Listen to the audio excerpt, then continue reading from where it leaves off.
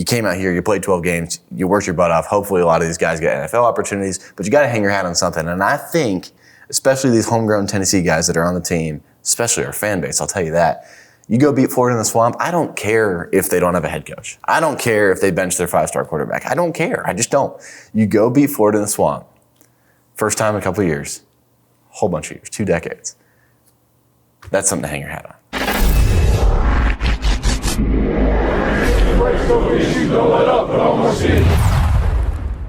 Hello and welcome back to More Steam. The Vols are back on Rocky Top this week and they're wearing their salute to service uniforms. A lot of hype on these things early in August. It's going to be cool to see the Vols run through the tee wearing these this weekend. And that, of course, is because it is Veterans Day. If you're watching this show, you know that we film a couple days ahead, and today is Tuesday. It is Veterans Day. So I wanted to take this opportunity, for whatever it's worth, on this platform to say thank you to all who currently serve or have served this country.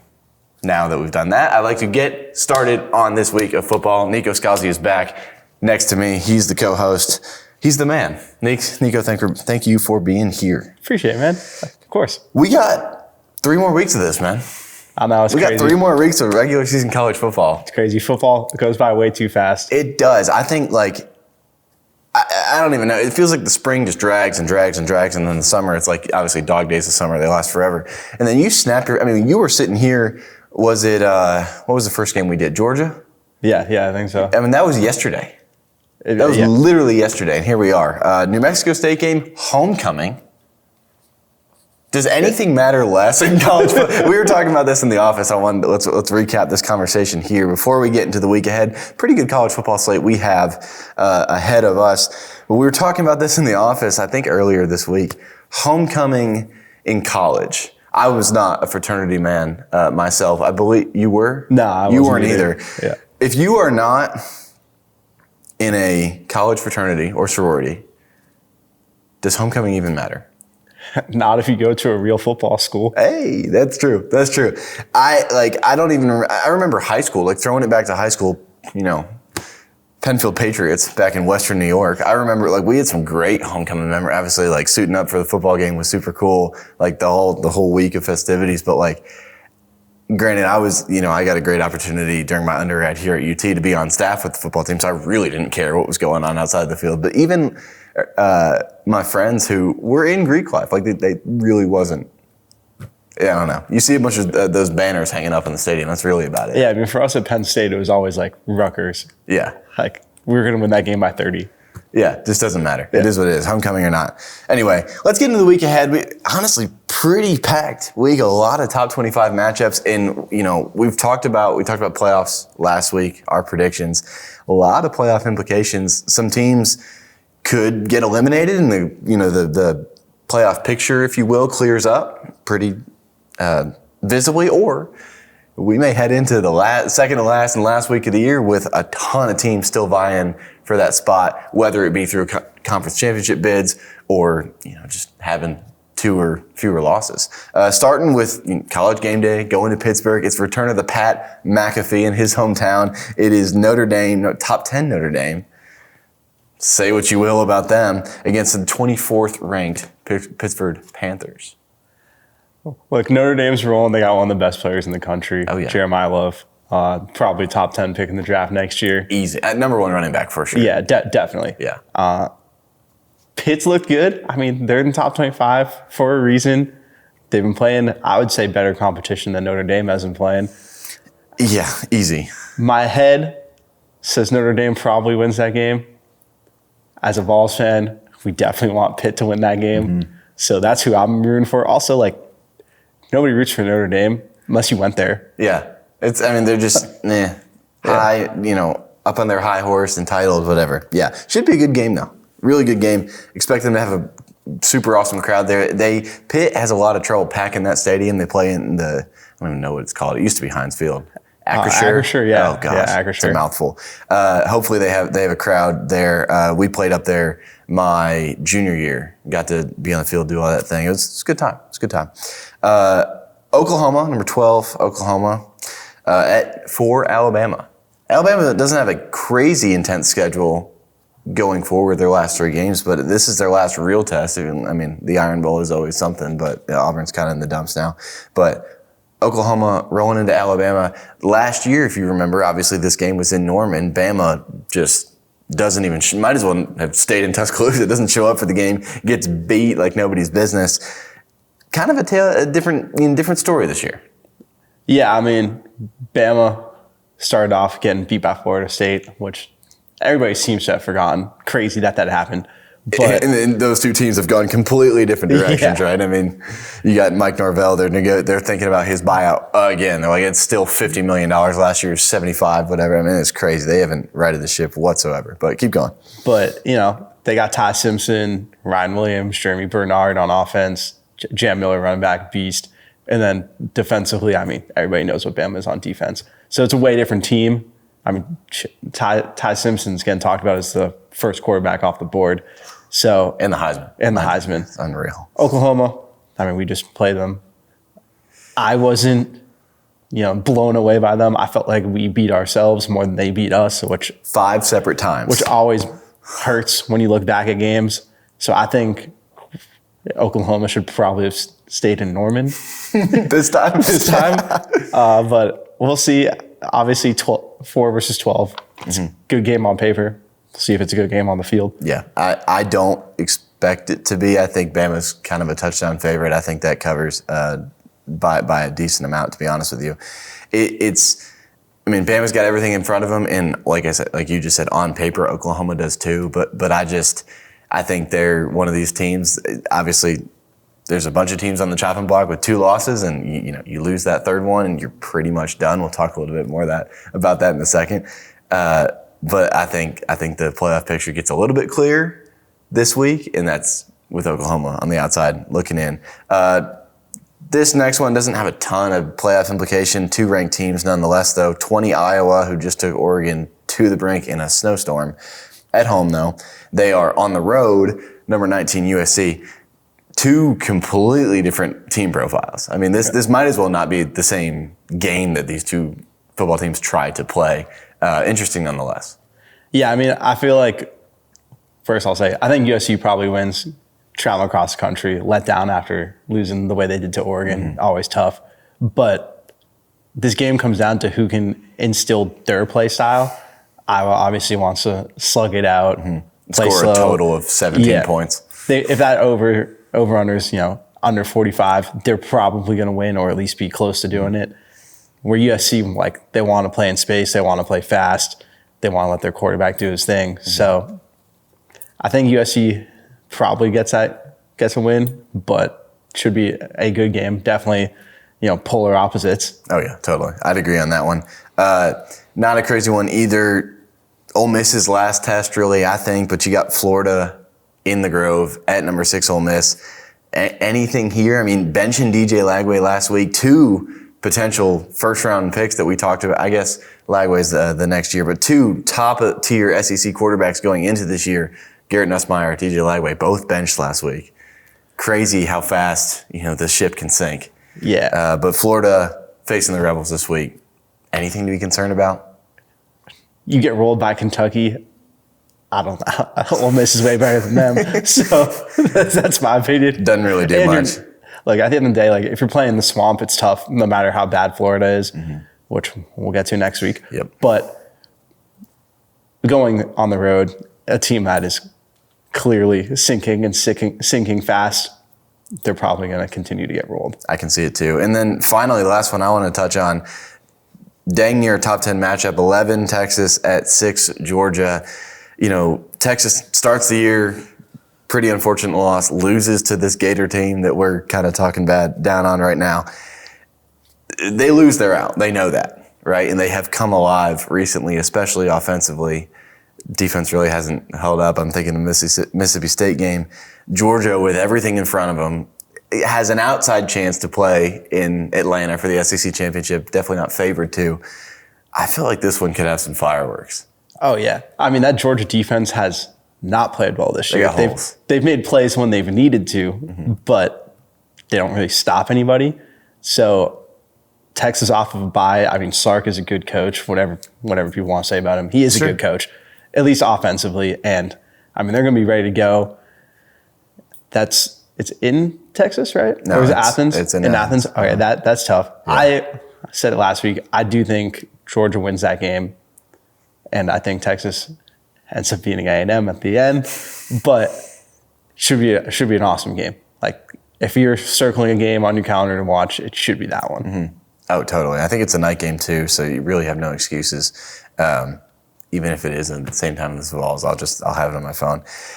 Touching on the Vols game here again, New Mexico State comes into town. They're 3-6.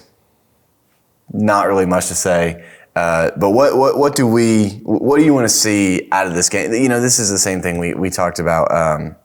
Who was it when UAB came to town, right? I mean, same kind of things. What are you expecting to see? What do you hope to see? Any players you want to see shine? Anything we want to look forward to? As we're wearing these we got pretty cool uniforms, right? We got something to look forward to. So I think this is, like, obviously it's not an interesting game from like a game perspective. We should beat them, 70-10 type scoreline. Oh yeah. But it's interesting in the sense that, like, I think this game could be the start of the QB1 battle for next year. Okay. Because this is really the last chance that guys other than Joey are going to get to play this year, except for maybe a bowl game. So I expect us to get big early, and then I think we probably see more George than people expect over Merklinger, because you kind of want to see what you got next year in him. And Faison, he comes back Friday. All of a sudden you're looking at, true freshmen, redshirt freshmen, both playing this weekend. Could be an interesting, future outlook. Oh yeah, and finally get some tape on those guys, right? Yeah. I mean, Faison's been hurt basically his whole high school season. It's going to be great to see him come back just for that team to have a chance in the playoffs. I'm sure, they've made the playoffs. I'm sure they've done just fine up to that point, but excited to get him back on the field. And then, we haven't, Coach Hype and these guys, Coach Halsey, they see George and Jake in practice every day. But coming from a perspective of being at practice for, the better part of 4 years, your third string quarterback does nothing. Literally nothing. So much so that they will take guys. I remember Nico when he first got here. He got here for bowl practice that year, 2022. That's right. They put him as a scout team quarterback, right? Well, because he can't play. Yeah. And you got plenty. You're not even the third or fourth guy. So, like, the only way that you're going to get reps, albeit they're card reps, it's not even our own plays. Go play scout team quarterback. And I don't know what George has done. I know obviously Jake's our two. He's taken all the twos reps, and they get a decent amount, something. It's palatable. But George barely getting some 11 on 11 good on good reps even in practice. So I'm with you. I hope perfect world, right? If I'm drawing up how it's going to go right here, right now, we're up 35-42 zip at halftime. Joey, you can go sit with your girlfriend in the stands. Jake, you get the third quarter. George, you get the fourth. I love that. Obviously, probably not going to happen exactly that way. It'd be cool if it did. I'd probably go buy a lottery ticket or something. But yeah, this needs to be tape for next year. Stay healthy, and let's start ramping up to go beat the Gators. Yeah. This is a miserable Florida team. We've lost to miserable Florida teams fairly recently, but I am 23 years old as we sit here, and I was 1 year old the last time we beat them in the Swamp. And I didn't do my research on this. I should have. We have, partially because it's somewhat ambiguous, but we have had more talented teams than them in those situations more than a couple times. Yeah, especially in recent memory. Yeah.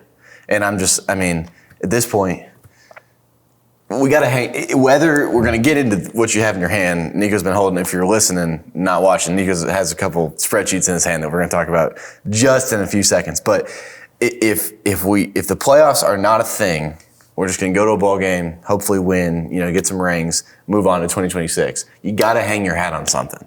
The season's not a waste. It's not.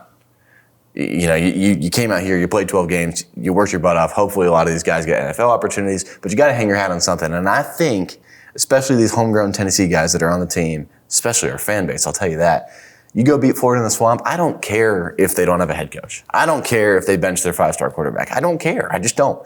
You go beat Florida in the Swamp. First time in a couple of years. Whole bunch of years. 2 decades. That's something to hang your hat on. Definitely. Right. So, New Mexico State, you're the practice squad for next week. Go take care of business. Let's see George McIntyre, Jake McIntyre. Let's talk about this spreadsheet in your hand. Last week, we were sitting here, and I was pretty negative, as was everybody, and I thought I was being almost absolute in saying that we have no chance at the playoffs. Because that's what everyone thinks. Last year, first year of the 12-team playoff, no 3-loss team makes it, although there was plenty of arguments for an Alabama and Oklahoma, like those teams right on the bubble, to make it. Didn't think I thought this was going to be the end of the show. I thought I was going to say a nice, inspirational thing, go beat Florida, let's have fun, I'll see you at the Vol Club tailgate. Well, no, Nico last night? Yeah, last night, this morning. Just takes his time and was like, actually, Thomas, you're saying there's a chance. Explain what you got in your hand. Show them. We're going to see if we can get it on the screen in post-pro, but we got a couple spreadsheets here. Nico has done his due diligence, which I appreciate your dedication to the show and your just effort towards quality here, quality analysis. Nico, you're telling me there's a chance the Vols are in the playoff? There is, and I would just like to say, while not impossible, definitely improbable. Sure. Okay. Oh, yeah, we are grasping at straws. Yeah. But listen. Let's have fun. We got a camera in our face. Might as well. Yeah. So. Fat lady's not singing. Not yet. Not yet. This is also based on last week's rankings. Tonight, we'll get a better idea of how they judged A, wins from some teams, and B, losses from others. UVA, Louisville, Mizzou, Iowa. So our viewers/listeners could completely have the upper hand on us come Friday when they listen to this and be like, these guys are idiots. Yeah. Okay, that's fair. If we come in, tonight at 20, 21, we're definitely still there. If they keep us at 25, we're kind of toast. Probably hanging the hat. But I don't think that's going to happen. You're saying there's a chance. So in order for us to make it, obviously, ideal scenario, Notre Dame loses this week to Pitt. They're out. I mean, nobody's putting in a 3-loss Notre Dame team. Well, elephant in the room, too, we went out, right? Yeah. I mean, you get a big win this weekend. Style points matter. Josh Heupel knows that. Absolutely. You go beat Florida in the Swamp. It's an SEC win. Who really cares? And then you beat a ranked Vanderbilt team. Yeah. Who knows if they're still top 10 at that point? I have no idea. Yeah, so perfect scenario. Obviously, we have to win out. We lose, this is all for naught. Doesn't matter. Nothing but playful banter. Ideally, BYU, which I'm sure we'll talk about this game, loses at Cincy next week. That's their hardest game. They do play TCU and UCF. Both those are at home, though. Decent teams, though. So definitely not shoo-ins. And we saw this year, BYU, or this week, BYU, they were undefeated because they played, didn't play great competition. So these are competitive They could lose games. any of those three, but Cincy's the most likely. Agreed. That's why. Texas Tech, got to win out. Got to win the Big 12. That has to be a one-bid conference. Totally. Oregon, ideally they win out. The most important game, though, is definitely USC. They got to eliminate USC. Okay. USC's ahead of us. They need to take another loss. That's their most likely game. Get them out. Notre Dame, if they lose it all, that would be ideal. Obviously, to Pitt, there is a way for us to get in if they don't, but things become way harder because if they win out, they're in. They're taking one of our spots. Yep, they're taking one of our spots. Texas, gotta lose to Georgia, gotta lose to A&M. They got to eliminate themselves. Yeah, they need to take 4 losses because a 3-loss Texas team probably gets in over a 3-loss Tennessee team. Just from a resume standpoint. Yeah. Okay. Oklahoma, gotta lose at Bama, and then they gotta lose to either Mizzou or LSU. Unfortunately, both those games are in Norman. Sure. But they're definitely losable games. Totally, and we've talked a ton of crap on this show, this program, that Norman ain't an SEC environment just yet, right? Yeah. Sick light show, though. Utah. Sick light show. Utah got to lose one of their last 3. They have 2 tough games in a row and then a relatively easy one. Where are they ranked right now? They're 13. Okay, we'll see. So they got at Baylor. Not the easiest. Baylor's decent. They can be explosive. And versus Kansas State, obviously at home, changes things a little bit. But K-State's kind of been on a roll. Yep. And then Kansas, too, they should beat. Okay. So need a loss from them. Yeah. Virginia, after losing to Wake Forest, probably out already. Louisville, same deal after losing to Cal, probably out already. Vandy, they have to win versus Kentucky. next week. Okay. Because they need keep them high. They need to be as high as possible. We need that win. And then we have to beat them, first of all. But it'd be ideal if we beat the brakes off of them. Sure. And off then, of a top 15 Vanderbilt. Yeah. Georgia Tech and a team we've talked about, Pitt. Mm-hmm. These are the two teams, in my opinion, that matter the most. Obviously, if other teams don't lose, this is all for naught. But these are the two teams that matter the most. So far, we've set the stage. Yeah. Georgia Tech is 17. Pitt is 24. Obviously, if Pitt beats Notre Dame, they move way up. They're higher than 24. But if they lose, they're going to be maybe unranked, but in that range. In my opinion, these are the two best teams left in the ACC. I know I had Virginia. I was proven wrong. Georgia Tech plays BC.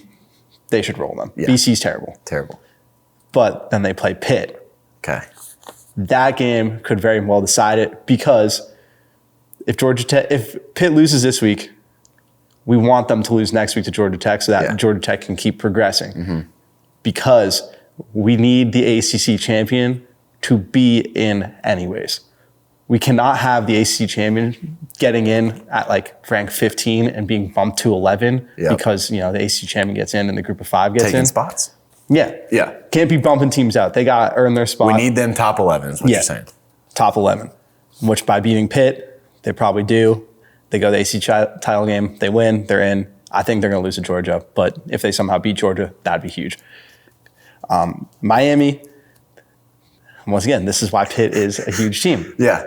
They're probably going to win versus NC State and Virginia Tech. But their last game at Pitt plays 3 teams that very, very much impact what happens with us. Oh, yeah. USC, they play Iowa. Ideally, they lose to Oregon. They need to pick up another loss. Iowa, ideally, they pick up another loss, but they're probably going to be behind us this week anyways. Mm-hmm. Michigan is really the last team that's in front of us that impacts us. I mean, at this point, we're at 21. Yeah, but we've gotten all the way down. They got to lose the game. Okay. To Ohio State. Got to lose the game. Which, I mean... They beat Ohio State, they're in. Statistically, they probably should lose the game, but we've seen how that's gone in the last few years. Last year, they couldn't go the ball and one. So. It was absolutely... Okay, so all that to sum up, we're Pittsburgh Panther fans. We're Pittsburgh Panther fans. Georgia Tech Yellow Jacket fans. Yeah, I know that was a lot to take in. Ideally, we're going to put this up as a little graphic for y'all so you can take it all in. Yep. And hopefully, listening to that was both slightly comical and maybe inspiring, just a little bit. Makes you, in case you were just going to put the VOLS game on in the background this week, maybe you watch it a little bit more intently. Maybe you pay attention, because when we do put up 67 on these guys, little spot style points, maybe we have a different, slightly more plausible plan next week. Who knows? Yeah. But anyway, even if it is just fun banter, it's good banter. And life is good because the VOLS play this Saturday. That's all I got. That's all you got? That's all I got. All right. We will see you here on this set, on this camera next week. I'm Thomas. That's Nico. We'll see you next time. Peace.